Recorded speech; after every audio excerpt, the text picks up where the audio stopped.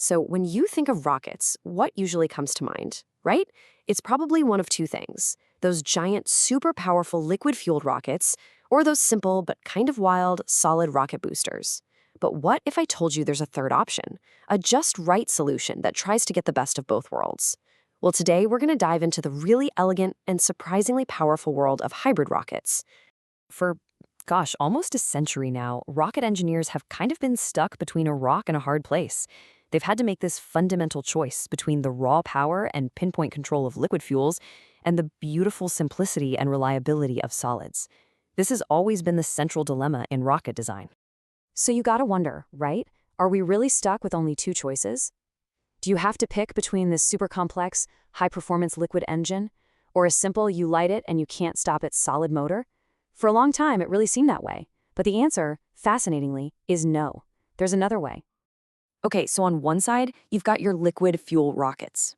Think of the space shuttle's main engines. They are insanely powerful, and you can throttle them, turn them up, turn them down, even shut them off.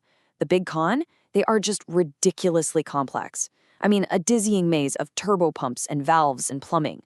Then on the other side, you have solid fuel rockets. They're simple, they're reliable, they're powerful. But once you light that fuse, that's it. It is a one-shot deal. There's no throttle, no off switch, it just burns until it's done.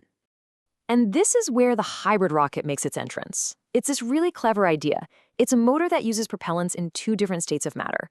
So it takes a solid fuel, something like rubber or even paraffin wax, and it combines it with a liquid or gas oxidizer, like nitrous oxide. By keeping them totally separate, it really aims to blend the absolute best features of both of those other designs. What's really cool is how elegantly simple the whole operation is. I mean, how do you actually get thrust by combining a solid block of stuff with a liquid? Let's take a closer look and break it down. Okay, so take a look at this diagram. It illustrates the core concept just beautifully. You've got a tank. You can see it there in blue. And it's holding the liquid oxidizer, in this case, nitrous oxide. And then you've got the combustion chamber with the solid fuel, which is basically a hollow tube of rubber, there in yellow. The absolute key here is that they're inert. They're completely separate until the exact moment you're ready for ignition. The process is wonderfully straightforward. First, a single valve opens up, and that lets the liquid oxidizer flow from its tank.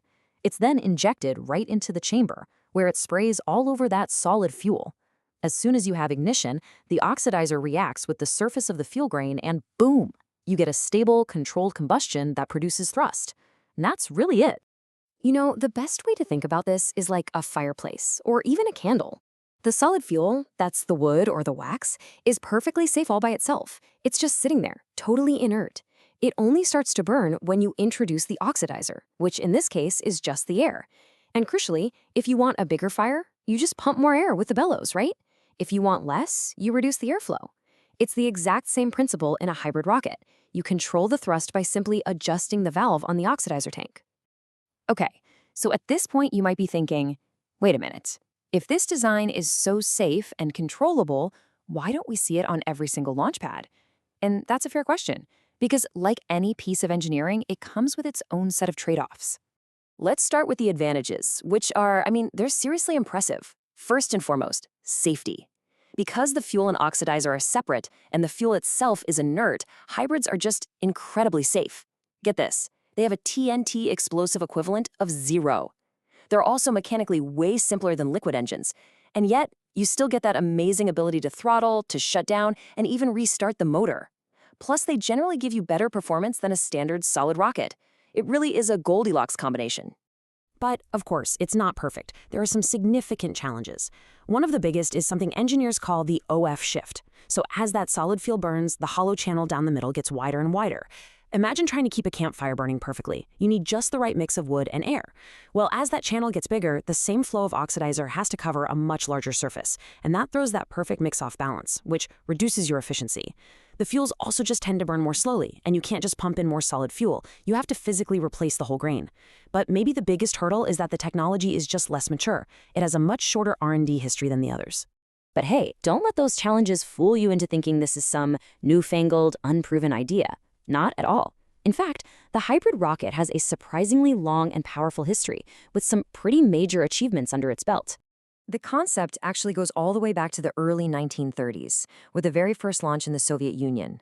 Then, fast forward to the 1950s, and pioneers out in California figured out that common rubber was a fantastic fuel, and they reached some impressive altitudes. Then things got really serious in the 90s when the American rocket company, AMROC, tested motors with absolutely massive thrust. And of course, the technology had its crowning achievement in 2004 when Spaceship One used a hybrid motor to carry the first private astronauts into space.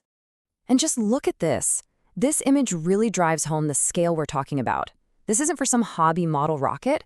This is a test from 1994 of an AMROC engine that produced over 1,000,000 newtons. That's over 220,000 pounds of thrust.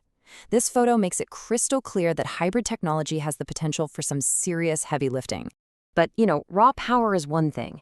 What really matters when you're putting people on top of that rocket is safety and reliability. And that's what makes Spaceship One so incredibly important. It wasn't just about breaking a record, it was proof of concept.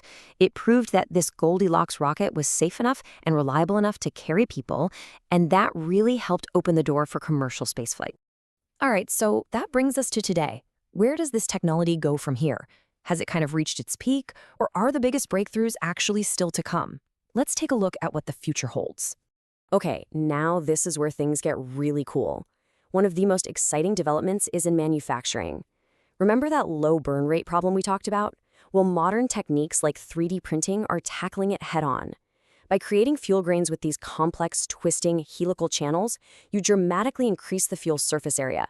This lets it burn way faster and more efficiently, and it's a design that would be practically impossible to make any other way. And the innovation doesn't stop with the fuel. This is a really active area of research at universities all over the world. They're testing brand new ways to inject the oxidizer, like in this swirling helical pattern.